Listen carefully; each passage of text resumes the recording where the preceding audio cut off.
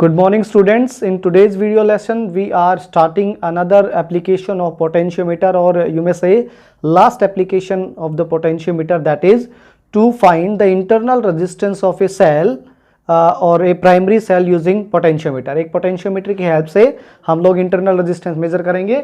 यहाँ मैंने लिखा हुआ है रेजिस्टेंस ऑफ ए सेल, क्योंकि ये शायद रिफ्लेक्शन की वजह से दिखाई नहीं दे रहा होगा। तो कंप्लीट एप्लीकेशन है आपके पास to determine the internal resistance of a cell using potentiometer. Means we are using potentiometer in another way of determining the internal resistance of a cell. एक cell के internal resistance को measure करने के लिए भी use कर रहे हैं, ठीक है। So the circuit is as shown here, यहाँ पे दिखा रखा है इस सर्किट को।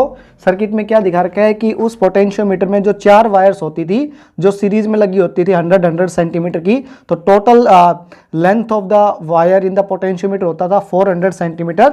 That 400 centimetre wire is replaced by a single wire A B, ठीक है। उसको एक सिंगल वायर ए बी से क्या कर दिया है, रिप्लेस कर दिया है आपने। ओके, नेक्स्ट हमने क्या किया है, ऑक्सिलरी सर्किट को एज इट इज रखा है। ऑक्सिलरी सर्किट बिल्कुल वैसे ही है जैसे आपने comparing the EMF of two primary cell Daniell और लेकलैंड सेल को कंपेयर किया था। तब आपने एक ईएमएफ एक बैटरी यूज की थी आपने, या एक सेल यूज किया था। उस सेल से एक कांस्टेंट करंट ड्रॉ हो, उसके लिए उस कांस्टेंट करंट को देखने के लिए एक एमीटर मेजरमेंट डिवाइस लगाई थी, ठीक है। उस कांस्टेंट करंट को फिक्स करने के लिए एक पर्टिकुलर वैल्यू के ऊपर आपने एक रियोस्टेट यूज किया था और एक की यूज कर रखी है, ठीक है। तो मतलब ऑक्सिलरी सर्किट फर्स्ट एप्लीकेशन में और सेकंड एप्लीकेशन में सेम है, ठीक है। बस सेकंड एप्लीकेशन के अंदर जो नीचे वाला सर्किट है ना वो चेंज हो गया है, ठीक है। इस नीचे वाले सर्किट को समझाते हैं हम लोग। सबसे पहले क्या करेंगे, हम लोग K1 की को ऑन कर देते हैं, या K की को ऑन कर दिया जाता है, ठीक है। तो इस की को मैंने क्या कर दिया, ऑन कर दिया, ठीक है। इस की को ऑन करते ही एक कांस्टेंट करंट, की को ऑन करते ही हम लोग रियोस्टेट को सेट करेंगे, और रियोस्टेट को एक पर्टिकुलर वैल्यू ऑफ किसके ऊपर सेट करेंगे, करंट के ऊपर सेट कर देंगे, ठीक है। तो रियोस्टेट को इस तरीके से सेट करेंगे कि एक कांस्टेंट करंट इस पोटेंशियोमीटर वायर से क्या करने लग जाए, फ्लो करने लग जाए, ठीक है। फिर आपके पास एक नीचे एक सेल दिखा रखा है, उस सेल का ईएमएफ मैं इसे लिख रहा हूं, ठीक है। अगर आप चाहते हो कि ये पोटेंशियोमीटर का सर्किट अच्छे से वर्क करे, तो ड्राइविंग सेल का ईएमएफ जो आपने ई डैश से लिख रखा है, it should be greater than the EMF of the cell whose internal resistance is to be measured, ठीक है। जिसकी इंटरनल रेजिस्टेंस आप मेजर करने वाले हो उस सेल की EMF छोटी होनी चाहिए, और जो इस पोटेंशियोमीटर को ड्राइव कर रहा है उस सेल की EMF क्या होनी चाहिए, बड़ी होनी चाहिए। क्लियर है? ओके, फिर आपने क्या किया, इस सेल की EMF को आपने किससे कनेक्ट कर दिया, एक रेजिस्टेंस बॉक्स से कनेक्ट कर दिया एक्सटर्नली। तो इस सेल को आपने पैरेलल कॉम्बिनेशन में, मतलब इसके अकॉर्डिंग तो पैरेलल कॉम्बिनेशन हो गया। अगर आप लेते हो तो एक सेल का एक पॉजिटिव टर्मिनल है वो रियोस्टेट के एक टर्मिनल से कनेक्ट कर दिया, नेगेटिव टर्मिनल है वो सेल का एक K1 की को यूज करते हुए दूसरे टर्मिनल से कनेक्ट कर दिया है, ठीक है। इनिशियली जब सर्किट को ऑपरेट किया जाएगा तो K1 की को ओपन रखा जाएगा, K की को आप क्लोज कर चुके हो, ठीक है। K की को क्लोज करते ही क्या करना है, सुनना, ठीक है। सबसे पहले आप ये इंश्योर करोगे कि आपका ड्राइविंग सेल का ईएमएफ बड़ा है, और जिस सेल की इंटरनल रेजिस्टेंस आप मेजर करने वाले हो उसका ईएमएफ छोटा है, ठीक है। तो मान लेते हैं जिस सेल का हम लोग ईएमएफ मेजर करने वाले हैं वो एक डैनियल सेल है, तो डैनियल सेल का ईएमएफ होता है 1.1 वोल्ट के बराबर। क्लियर है? तो डैनियल सेल का ईएमएफ तो आपके पास 1.1 वोल्ट हो गया, और जो बाहर आपने सेल लगा रखा है लेट से, वो आपने 4 वोल्ट का एक बैटरी एलिमिनेटर यूज कर रखा है, मतलब 4 वोल्ट ईएमएफ का एक सेल लगा रखा है। क्लियर है? सेकेंडली K1 की को आपने ओपन रखा है, K की को ऑन करते ही एक constant current starts flowing in the potentiometer circuit, ठीक है। पोटेंशियोमीटर सर्किट से एक कांस्टेंट करंट फ्लो करना स्टार्ट कर देता है। क्लियर है? Okay, what will you do now, अब आप क्या करोगे, इस जोकी को आप हेल्ड करोगे, जोकी के एक एंड को ए पॉइंट पे टच करोगे, एक बार बी पॉइंट पे टच करोगे, and you will see the deflection in the galvanometer in both side, ठीक है। आप जैसे ही लेट मी से आप जैसे ही जोकी को ए पॉइंट के ऊपर टच करते हो, ठीक है, तो जोकी को ए पॉइंट पे टच करते ही galvanometer shows deflection in left direction, ठीक है। So the galvanometer must show deflection in right direction when the jockey is touched at point B, जब बी पॉइंट पे जोकी को टच किया जाएगा, ठीक है। और गैल्वेनोमीटर का ऑपोजिट डायरेक्शन में डिफ्लेक्शन ये रिप्रेजेंट करता है कि इस 400 सेंटीमीटर की वायर के ऊपर कहीं ना कहीं नल पॉइंट आएगा जहां पे गैल्वेनोमीटर जीरो डिफ्लेक्शन क्या करेगा, शो करेगा, ठीक है। तो आपने पहले कनेक्शन चेक किया, and the way of checking the connection to be correct, that first we will touch the jockey at A point, another time we will touch the jockey at B point, and galvanometer must show deflection in the opposite direction. Okay, Now we will what will we do? Now we will slide the jockey from A point to the B point to get a point where galvanometer will show zero deflection. ठीक है, अब हम jockey को slide करेंगे. एक important point यहाँ पे मैं mention कर देता हूँ, jockey को slide किया जाता है, rub नहीं किया जाता है कभी भी. ठीक है, क्योंकि मैंने बताया jockey का जो नीचे वाला portion होता है जो वायर को टच करता है उसके अंदर ऐसे क्रिस क्रॉस बने होते हैं, या आप बोलोगे ऐसे टीथ टाइप बने होते हैं. ठीक है, जैसे ही आप उस जोकी को रब करोगे उस पोटेंशियोमीटर कांस्टेंट या मैग्नेनिन की वायर के ऊपर, वो जो रब करोगे तो उस वायर का एरिया ऑफ क्रॉस सेक्शन कहीं से डिक्रीज हो जाएगा, कहीं से इंक्रीज हो जाएगा. तो पोटेंशियोमीटर का प्रिंसिपल वर्क नहीं कर पाएगा. ठीक है, क्योंकि पोटेंशियोमीटर का प्रिंसिपल था potential difference across any portion of the wire is directly proportional to length of that portion provided current flowing through the wire and area of cross section of the wire should be constant.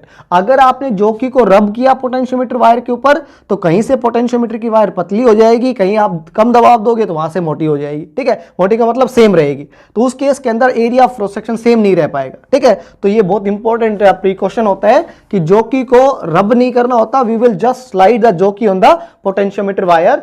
Okay, तो जैसे हम लोग जे point जोकी को ए point से चलना start करते हैं और स्लाइड करना स्टार्ट करते हैं, तो लेट आपने बाहर वाले सर्किट को, ये नीचे वाले सर्किट को ऑन नहीं किया है. ठीक है, नीचे वाले सर्किट को ऑन नहीं किया है. जैसे ही आप ए पॉइंट पे टच करोगे, पहले गैल्वेनोमीटर की सुई लेफ्ट डायरेक्शन में होगी और जैसे ए पॉइंट से आप जोकी को दूर लेके जाओगे, slightly the deflection in the galvanometer will become less. ठीक है, धीरे धीरे गैल्वेनोमीटर में डिफ्लेक्शन लेस बनेगा और एक पॉइंट के ऊपर आके, उस पॉइंट को मैं बोल देता हूं लेट वी से J1 पॉइंट. ठीक है, J1 पॉइंट के ऊपर जैसे ही आप जोकी को J1 पॉइंट के ऊपर टच करते हो, लेट गैल्वेनोमीटर के अंदर डिफ्लेक्शन क्या बन जाता है? जीरो. और गैलेट में डिफ्लेक्शन जीरो होने का मतलब there is no current in the galvanometer now. ठीक है, तो इसका मीनिंग क्या हुआ? कल ही हमने समझा दिया था कि पोटेंशियोमीटर के जिस पॉइंट के ऊपर गैल्वेनोमीटर में डिफ्लेक्शन जीरो आ जाता है उसका मतलब ये होता है कि गैल्वेनोमीटर से करंट फ्लो करना बंद कर दिया है, और जितना ए और J1 पॉइंट के बीच में उस पोटेंशियोमीटर वायर में पोटेंशियल का ड्रॉप हुआ है, उतना ईएमएफ किसका होता था? जो सेल आप मेजर कर रहे हो या जिस सेल का आप इंटरनल रेजिस्टेंस मेजर कर रहे हो. ठीक है, तो इस बात को ध्यान दो, बहुत इंपॉर्टेंट पॉइंट है कि फर्स्ट टाइम जब आपने बाहर वाले इस वाले रेजिस्टेंस बॉक्स वाले नीचे वाले सर्किट को ओपन रखा है, नीचे वाले सर्किट को ओपन रखा है, इसका मतलब you will drawing no current from this cell. ठीक है, जिस सेल का आप इंटरनल रेजिस्टेंस मेजर करना चाह रहे हो उससे आप उस सेल से आप कोई करंट ड्रॉ नहीं कर रहे. ठीक है, करंट ड्रॉ कब तक नहीं हो रहा? जब तक ये J1 पॉइंट के ऊपर आप जोकी को टच करते हो और गैल्वेनोमीटर में जब तक डिफ्लेक्शन क्या है? जीरो है. उस जीरो पॉइंट के ऊपर इस सेल से, जिस सेल का इंटरनल रेजिस्टेंस आप मेजर करना चाह रहे हैं, उससे कोई करंट ड्रॉ नहीं हो रहा. और आपने पढ़ा था when cell draws no current when current drawn. ठीक है, जब किसी भी सेल से करंट ड्रोन है, हम लोग कितना लेते हैं? जीरो के बराबर बना देते हैं. तो उस टाइम के ऊपर हम लोग उस सेल का क्या मेजर करते हैं? ईएमएफ मेजर करते हैं. और डिफाइन भी ऐसे ही करते थे. EMF of a cell is defined as the potential difference across a cell when no current is drawn from a cell. Okay, ठीक है, तो यहां आपने J1 पॉइंट के ऊपर जिस फिजिकल क्वांटिटी को बैलेंस किया है वो इस सेल की ईएमएफ होगी. ठीक है, तो ईएमएफ ऑफ द सेल मैंने ई ले लिया, इट इज इक्वल टू. ठीक है, क्या प्रिंसिपल होता था पोटेंशियोमीटर का? पोटेंशियल डिफरेंस, जो यहाँ पे ईएमएफ हो गई, it is equal to potential gradient, उसको मैंने के लेटर से रिप्रेजेंट कर दिया, times of length of the wire. Wire की लेंथ हो गई इलेक्ट्रिक से आपने मान ली L1 लेंथ. ठीक है, तो A से J1 यहाँ पे लिख देता हूं, लेट AJ1 लेंथ है ना, वो आपने वायर की क्या मान ली है? L1 के बराबर मान लिए. Let AJ1 length is equal to L1. Clear है? ओके, इस AJ1 लेंथ के ऊपर ईएमएफ कंपेयर हुआ है इस सेल का. ठीक है, इसका मीनिंग समझो, ईएमएफ सिर्फ सेल का तब कंपेयर किया जा सकता है जब सेल से कोई करंट ड्रॉ नहीं हो रहा हो. क्लियर है? Okay, let we call this equation to be the first equation. इसको आपने फर्स्ट दे दिया. ठीक है, now you will close the K1 key. अब आप K1 की को क्या करोगे? क्लोज करोगे. क्लियर है? K1 की को क्लोज करते ही रेजिस्टेंस बॉक्स से कुछ रेजिस्टेंस आपने पिक कर लिया. लेट वी से आपने 1 ओम का रेजिस्टेंस, 1 ओम का रेजिस्टेंस आपने रेजिस्टेंस बॉक्स से निकाल लिया. ठीक है, तो रेजिस्टेंस बॉक्स से 1 ओम का रेजिस्टेंस निकाल लिया. K1 की को आपने क्लोज कर दिया. तो जिस सेल का आप इंटरनल रेजिस्टेंस भेजना चाह रहे हो वो सेल भी अपना कुछ करंट ड्रॉ करने लग जाता है. उस करंट को मैंने I डैश से रिप्रेजेंट कर दिया है, I डैश से रिप्रेजेंट कर दिया. ठीक है, तो I डैश क्या है? आई करंट था, current drawn by the driving cell of the potentiometer cell, ठीक है, पोटेंशियोमीटर। उसके बाद आई करंट है, current drawn by the cell whose internal resistance is to be measure, जिसकी इंटरनल रेजिस्टेंस क्या करनी है आपको, मेजर करनी है। क्लियर है? ओके, तो इसने आई डैश करंट ओबे किया, करंट इस पाथ को ओबे करते हुए, इस पाथ को फॉलो करते हुए इधर चला गया। ठीक है, जिस पॉइंट के ऊपर आपने K1 की को ऑन किया था, इस सेल से करंट ड्रॉ होने लग गया था, और जब सेल से करंट ड्रॉ होने लग जाता है तो सेल का टर्मिनल वो जो ईएमएफ है वो किस में कन्वर्ट हो जाता है, टर्मिनल पोटेंशियल डिफरेंस में कन्वर्ट हो जाता है। ठीक है, तो नेक्स्ट मैं क्या लिख रहा हूं, देखो, व्हेन की K1 इज क्लोज्ड, जब K1 की को क्या किया गया, क्लोज किया गया। ठीक है, फिर K1 की को क्लोज करते ही आपने दोबारा से जॉकी को हाथ में लिया, ए और बी पॉइंट के ऊपर जॉकी को टच करवाया। ठीक है, अगेन गैल्वेनोमीटर के अंदर डिफ्लेक्शन लेफ्ट डायरेक्शन में और राइट डायरेक्शन में होना चाहिए। ठीक है, फिर आप दोबारा से उस जॉकी को ए पॉइंट पे टच करवा के you will slide the jockey slightly और gradually on the potentiometer wire, potentiometer wire पे स्लाइड करोगे धीरे धीरे, and now you are again trying to find out the null deflection. आप दोबारा से उसी गैल्वेनोमीटर के अंदर जीरो डिफ्लेक्शन वाले पॉइंट को सर्च करना चाह रहे हो। ठीक है, तो लेट वी से अब की बार वो पॉइंट आता है जे पॉइंट के ऊपर। क्लियर है? आप लोग देख पा रहे होगे, पहली बार वो पॉइंट आया था L1 लेंथ के ऊपर, L1 लेंथ थी A से J1 के बीच में, बड़ी लेंथ थी। ठीक है, अब की बार वो नल पॉइंट आया है AJ लेंथ के ऊपर। ठीक है, और AJ लेंथ है, इसको मैं डिनोट कर रहा हूं L2 से, तो आप लोग देख पा रहे होगे L2 length is lesser than L1 length. इसका मीनिंग क्या है, पहली बार आपने क्या किया था, ईएमएफ को कंपेयर किया था सेल का, तो मैंने बताया था जब सेल से करंट ड्रॉ हो रहा हो या सेल डिस्चार्ज हो रहा हो, उस केस के अंदर ईएमएफ बड़ा होता है, टर्मिनल पोटेंशियल डिफरेंस छोटा होता है। तो पहले केस के अंदर ईएमएफ था सेल का E is equal to potential gradient times of L1। फिर आपने K1 की को ऑन करके दोबारा से नल पॉइंट आया, तब आएगा सेल का टर्मिनल पोटेंशियल डिफरेंस। ठीक है, terminal potential difference is equal to potential gradient of the cell, वो क्या ही रहेगा। ठीक है, times of length of the cell, cell का लेंथ क्या हो गया आपके पास, L2 के बराबर हो गया। ये इक्वेशन नंबर हो गया आपके पास सेकंड। ठीक है, तो फर्स्ट और सेकंड इक्वेशन आ गई आपके पास। फर्स्ट इक्वेशन में आपने EMF of the cell compare किया है। ठीक है, इसका मतलब जितनी सेल की ईएमएफ थी उतनी आपकी L1 लेंथ के अक्रॉस पोटेंशियल ड्रॉप हुई थी पोटेंशियोमीटर वायर में। ठीक है, सेकेंडली आपने K1 की को ऑन किया, फिर आपने सेल के टर्मिनल पोटेंशियल डिफरेंस को क्या किया, बैलेंस किया, और वो टर्मिनल पोटेंशियल डिफरेंस सेल की कितनी आई, जितनी L2 लेंथ के अक्रॉस पोटेंशियल ड्रॉप हुई है पोटेंशियोमीटर वायर में। ठीक है, और आपको सिंपल दिख रहा है, अगर L2 लेंथ छोटी आई है, L1 लेंथ बड़ी आई है। ठीक है, इसका मतलब ईएमएफ है ना, वो लॉन्गर वायर के ऊपर क्या हुई है, कंपेयर हुई है, और terminal potential difference shorter wire के ऊपर क्या हुई है, कंपेयर हुई है। तो simple, EMF of the wire बड़ी होती है, टर्मिनल पोटेंशियल डिफरेंस छोटी होती है जब सेल से करंट ड्रॉ हो रहा हो। तो देखो आई करंट ड्रॉ हो रहा है सेल्स, ठीक है, डिस्चार्जिंग के केस के अंदर। ठीक है, ये दोनों पॉइंट क्लियर हो गए। अब आपको करना है, let we say we will divide equation first by 2। ठीक है, तो पहले डिवाइडिंग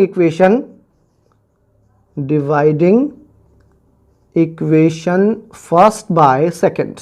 ठीक है, फर्स्ट बाय सेकंड को डिवाइड करोगे तो आपके पास आ जाएगा EMF of the cell divided by terminal potential difference of the cell, it is equal to K, यहां से कैंसिल हो जाएगा, L1 length divided by L2 length.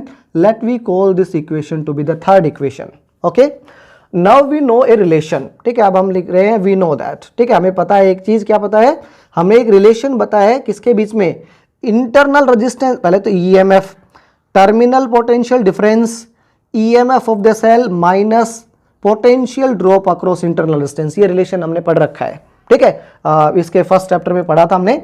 यहां से अगर मैं इंटरनल रेजिस्टेंस निकालता हूं तो इंटरनल रेजिस्टेंस आता है आपके पास EMF minus terminal potential difference, EMF यहां जाता है, इंटरनल रेजिस्टेंस आता है EMF minus terminal potential difference divided by current drawn by the cell. ठीक है, यहां सेल ने कितना करंट ड्रॉ किया है, हमारे पास जो सेल था उसने आई डैश करंट ड्रॉ किया था। क्लियर है? ओके, यहां तक क्लियर है। E माइनस वी मैंने एज इट इज रखा, डिवाइडेड बाई आई डैश का मतलब है current drawn by the cell. अगर आपने रेजिस्टेंस बॉक्स से R रेजिस्टेंस को पिक किया होता तो उस R रेजिस्टेंस के अक्रॉस पोटेंशियल ड्रॉप हो जाता V is equal to I dash times of R के बराबर। ठीक है, और उस R रेजिस्टेंस से कितना करंट फ्लो करता तो आई डैश आ जाता पोटेंशियल डिवाइडेड बाय रेजिस्टेंस। तो इस आई डैश की जगह नेक्स्ट इक्वेशन के अंदर मैं potential V times of current resistance put कर देता हूं। ठीक है, इसको थोड़ा और आगे सोल्व करेंगे तो ये बन जाएगा, एक बार हम ईएमएफ के नीचे टर्मिनल पोटेंशियल डिफरेंस कर देते हैं, एक बार पोटेंशियल डिफरेंस के नीचे पोटेंशियल डिफरेंस करेंगे तो 1 आ जाएगा टाइम्स ऑफ आर। ये आर क्या है, ये बात पता चला, ये आर है आपका resistance picked from the resistance box, resistance box से जो आपने रेजिस्टेंस को पिक आउट किया है, ठीक है, जो 1 ओम था वो 1 ओम है लेट वी से आपका ये आर, ठीक है। उसके बाद आपके पास रिलेशन आ गया, ठीक है, internal resistance R is equal to E by V -1 into R, ये आ गया आपके पास रिलेशन, ठीक है। अगर मैं इसमें से ई बाई वी को हटा देता हूं यहां से और इक्वेशन थर्ड की वैल्यू पुट कर देता हूं, और इक्वेशन थर्ड के अकॉर्डिंग यहां पुट हो जाएगा L1 डिवाइडेड बाई L2 के बराबर, और ये आपके पास internal resistance of the cell defined हो गया है। देखो क्लियर है, आपने इस रिलेशन से हम internal resistance of the cell निकालते हैं। L1 लेंथ बड़ी आएगी, L2 लेंथ छोटी आएगी। मैं दोबारा बता रहा हूं इस चीज को, क्योंकि L1 लेंथ तब फाइंड आउट की गई थी जब हम सेल का EMF कंपेयर कर रहे थे, ठीक है, और सेल का EMF बड़ा होता है, सेल का टर्मिनल पोटेंशियल डिफरेंस छोटा होता है when current is drawn from the cell, जब सेल से क्या ड्रॉ हो रहा हो, करंट ड्रॉ हो रहा हो उस केस के अंदर।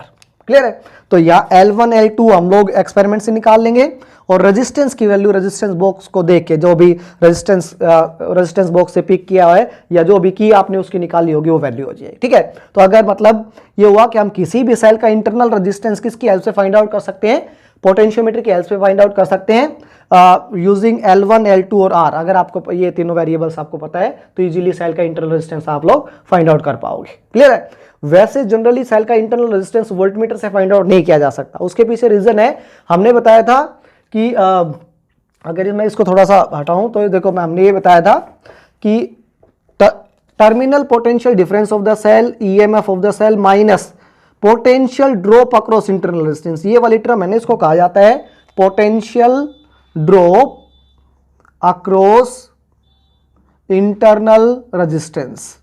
तो इस potential drop across internal resistance को एक्चुअली हम लोग बोलते हैं लॉस्ट वोल्टेज बोला जाता है इसको, ठीक है, इसको लॉस वोल्टेज बोलते हैं। लॉस वोल्टेज क्यों बोलते हैं, क्योंकि कोई भी वोल्टमीटर इस वोल्टेज को शो नहीं करता है, ठीक है।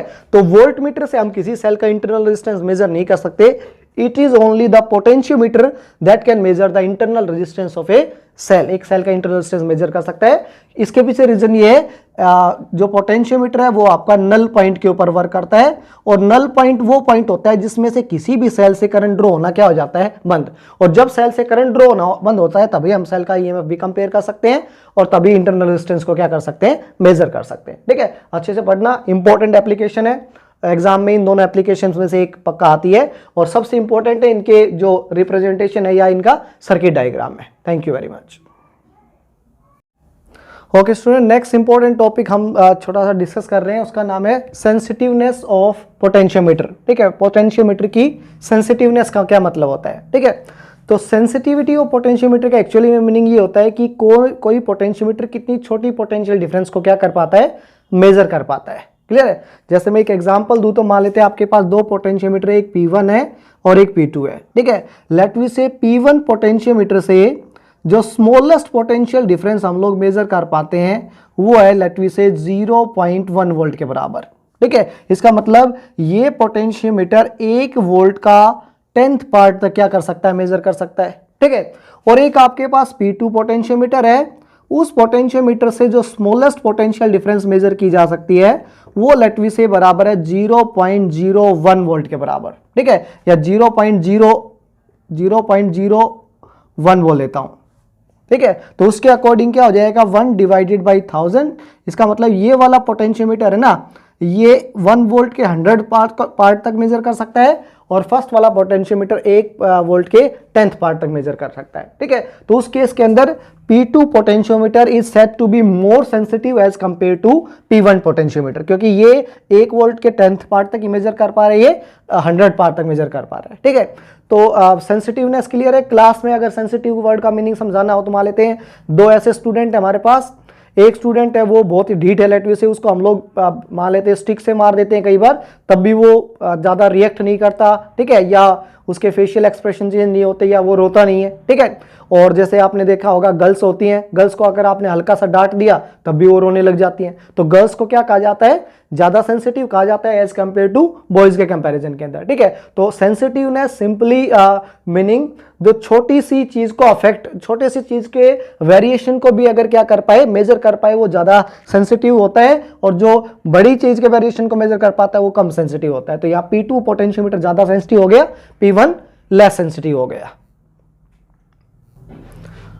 ओके स्टूडेंट, मेजरमेंट कैसे किया जाता है फॉर्मूले के अकॉर्डिंग? तो sensitiveness of a potentiometer is inversely proportional to the potential gradient, ठीक है। इसका मतलब जिस पोटेंशियोमीटर का पोटेंशियल ग्रेडियंट जितना कम होगा उतनी उसकी सेंसिटिविटी क्या होगी, ज्यादा होगी, ठीक है। तो अगर मैं और भी, हमें पता क्या है, we know that the potential gradient of a potentiometer is defined as potential drop per unit length of the wire, ठीक है। अगर इसके अकॉर्डिंग हम लोग के की वैल्यू रख देते हैं तो के यहाँ पे रखा जाएगा potential drop divided by length के बराबर, ठीक है।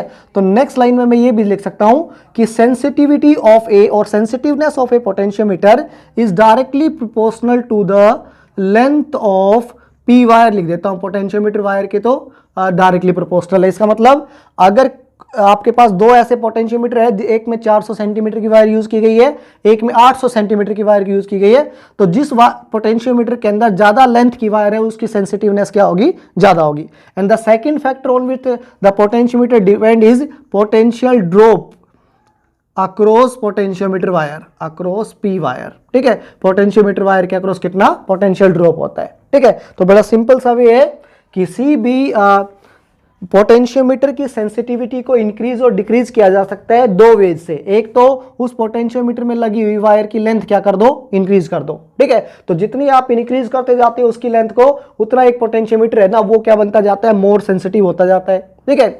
सेकेंडली ये है कि अगर आपके पास मान लेते किसी पर्टिकुलर केस के अंदर पोटेंशियोमीटर की वायर को क्या कर दिया गया है, फिक्स कर दिया गया है, लेट वी से, ठीक है। हमारे पास लैब में 4 पोटेंशियोमीटर है और चारों पोटेंशियोमीटर के अंदर 400 सेंटीमीटर की वायर यूज की गई है। इसका मतलब आप तो उसको एडिशनल वायर जोड़ नहीं सकते उसके साथ, क्योंकि वो वायर सॉरी वो वायर है, वो स्पेशल वायर्स हैं, वो या तो कॉन्स्टेंटन की बनी हुई है या मैग्नेनिन की बनी हुई है, ठीक है। तो उस केस के अंदर length of the potentiometer wire fix हो जाएगी।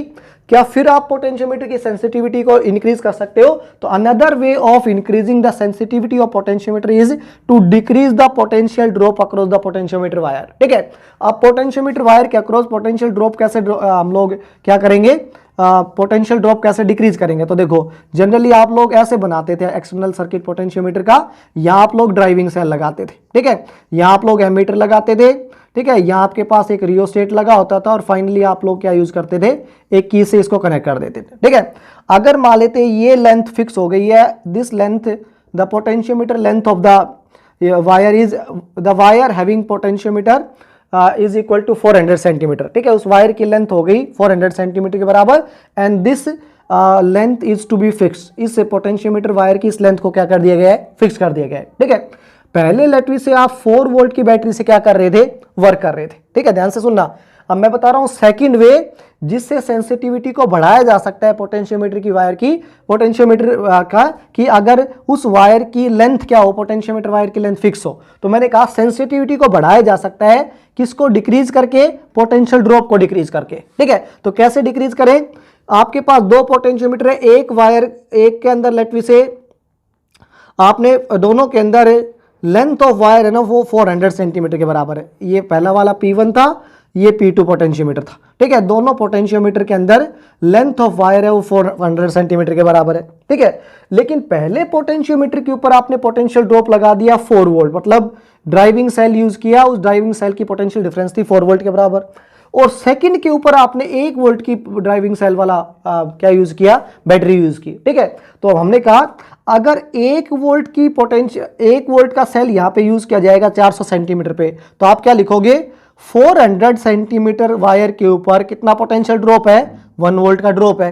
तो 1 सेंटीमीटर के ऊपर कितना आ जाएगा, 1 डिवाइडेड बाई 400 वोल्ट पर सेंटीमीटर का ड्रॉप आ जाएगा। देखो क्लियर है। सिमिलरली यहां क्या है, यहां 400 सेंटीमीटर वायर के ऊपर 4 वोल्ट का पोटेंशियल का ड्रॉप है, तो 1 सेंटीमीटर के ऊपर आ जाएगा 4 डिवाइडेड बाई 400 के बराबर, मतलब 1/100 के बराबर। तो आप लोग समझ पाओगे 1/100 एक बड़ी टर्म है और 1/400 क्या है, छोटी टर्म है, ठीक है। तो आप बोलोगे secondly sensitivity of a potentiometer can be increased by decreasing simply potential drop across the potentiometer wire, and potential drop can be decreased by changing the battery of higher voltage to smaller voltage। ज्यादा voltage की battery को कम voltage की battery से replace कर देते हैं। 4 volt के cell को 1 वोल्ट के सेल से बैलेंस कर दो, 1 वोल्ट से भी छोटा सेल लेके जाओगे उतनी सेंसिटिविटी क्या होती जाएगी, इंक्रीज होती जाएगी। ठीक है, तो ये क्वेश्चन 1 नंबर में आपसे पूछा जाता है आपसे। क्लियर है?